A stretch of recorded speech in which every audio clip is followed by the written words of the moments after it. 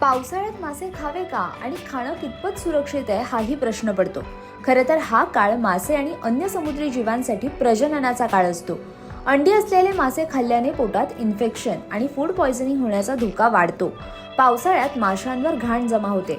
पाण्याने धुतल्यानंतरही तो थर निघून जात नाही. त्यामुळे मासे खाल्ल्याने टायफॉइड, कावीळ आणि डायरिया यासारखे आजार होऊ शकतात. पावसाळ्यात रोगप्रतिकारक शक्तीची विशेष काळजी घ्यायला हवी, ज्यामुळे तुम्ही अनेक मोसमी आजारांपासून दूर राहू शकता. ज्या लोकांना ॲलर्जीच्या तक्रारी आहेत त्यांना सी फूडची ॲलर्जी होण्याची शक्यता जास्त असते. खाज, पोटदुखी, सूज यासारख्या समस्या पावसाळ्यात होऊ शकतात. पावसाळ्यात मच्छीमारी बंद असते, त्यामुळे बाजारात ताजे मासे मिळणे देखील कठीण होते. पॅक किंवा स्टोअर केलेले मासे मिळतात.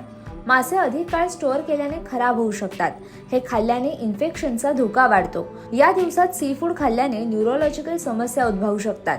विशेषतः गरोदर महिला आणि लहान मुलांना यांचा त्रास जास्त होतो.